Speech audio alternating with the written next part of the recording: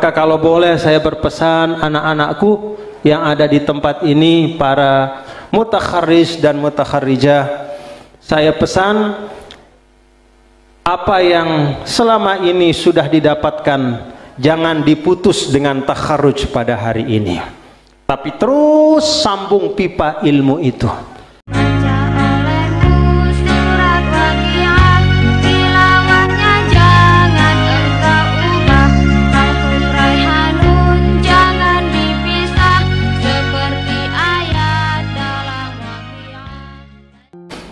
Alhamdulillah wa syukrulillah.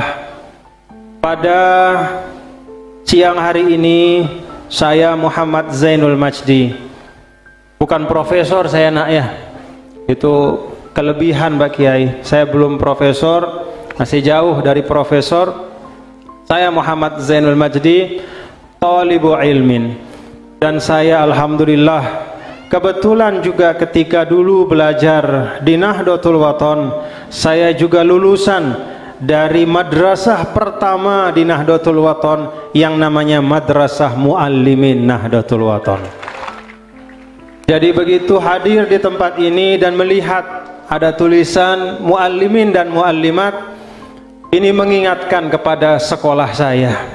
Hadirnya saya di tempat ini seakan-akan menginjak tempat dulu saya menuntut ilmu, dan anak-anakku semua mutakharrij, mutakharrijah yang tadi telah kita saksikan naik ke panggung satu persatu dan diakhiri dengan mutafawwiqin wal mutafawwiqat, yaitu anak-anak kita yang berprestasi dalam bidang-bidang yang semuanya membanggakan kita.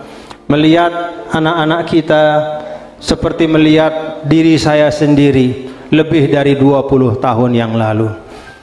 Madrasah ini banaha rijalun izam, dibangun oleh orang-orang hebat.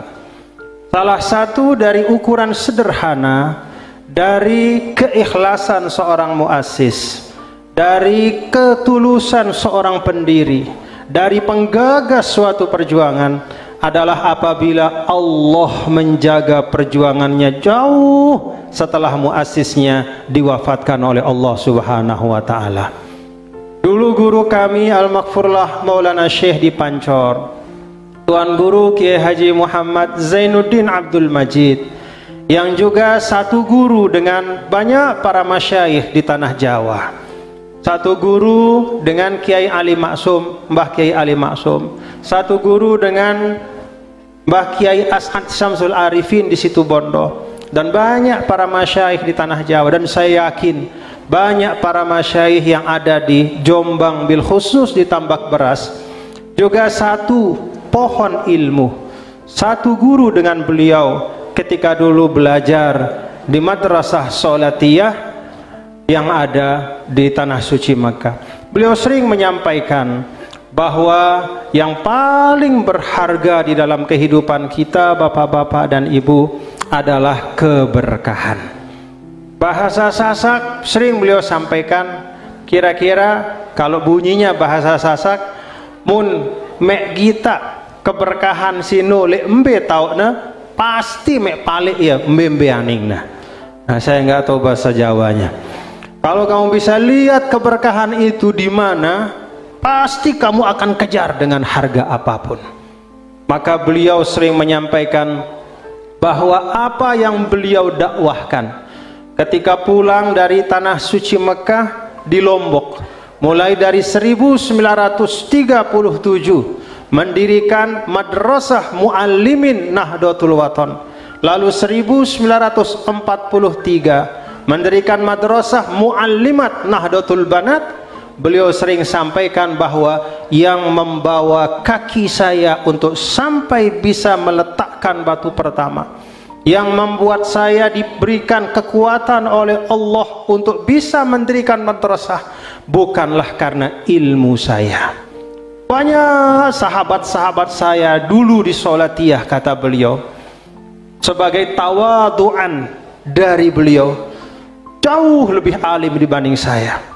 Beliau menyebut ada Al-Maghfurlah Syekh Zakaria Bila, Allah yarham rahmatal abror, dia jauh lebih alim dibanding saya. Kata Maulana Syekh, disebut juga sahabat beliau, adik kelas beliau, Maulana Syekh Yasin Isa Al-Fadani, musnidud dunia, jauh dia lebih alim dari saya. Tapi saya alhamdulillah, saya bisa mendirikan pondok ini, kata beliau, adalah karena guru saya Syekhul Fathi, yaitu Maulana Syekh Hasan Muhammad Al-Masyad, sangat cinta kepada saya. Jadi cinta pada guru, cinta guru pada saya, cinta guru saya, syekh saya pada diri saya, kata beliau, itulah yang menjadi kekuatan terbesar sehingga bisa mendirikan Nahdlatul Watan. Maka kalau boleh saya berpesan anak-anakku yang ada di tempat ini, para mutakharris dan mutakharrijah, saya pesan apa yang selama ini sudah didapatkan jangan diputus dengan takharruj pada hari ini, tapi terus sambung pipa ilmu itu. Beliau sering menyampaikan bahwa ketika kita belajar dengan masyayikh di tanah suci Mekah, kata beliau, saya yakin juga di Tambak Beras seperti itu, ketika belajar dengan sanad ilmu yang sampai kepada muallifin wal a'immah, dan bahkan sebagiannya sampai kepada para sahabat dan bahkan sampai kepada Rasul sallallahu alaihi wasallam, maka ketika kita belajar kepada para masyayikh itu sesungguhnya kita membangun pipa ilmu.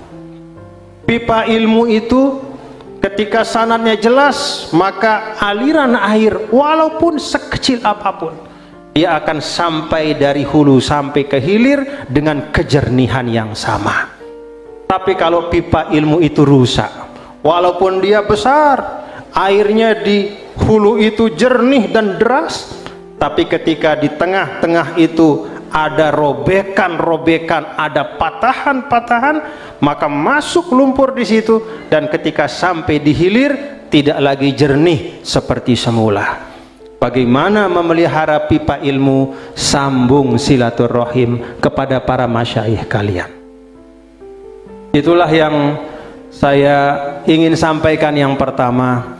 Karena kalau saya simak tadi apa yang kita dengar pengumuman dari yang membawa acara, kemudian para asatidz yang mengumumkan, para mutafawiq dan mutafawiqah, saya tidak ragu kualitas keilmuan kalian. Alhamdulillah, saya tidak ragu, dan tidak ada orang tua dan kita semua yang meragukan kualitas keilmuan kalian sebagai alumni muallimin dan muallimat Tambak Beras. Tidak ada yang meragukan, kejernihan airnya jelas, tinggal pipa ilmunya dirawat dan dijaga. Maka saya pesan, sambung silaturahim dan jaga adab kalian kepada para masyayikh, kepada ustadz dan ustadzah yang sudah mendidik bertahun-tahun di tempat yang berkah ini.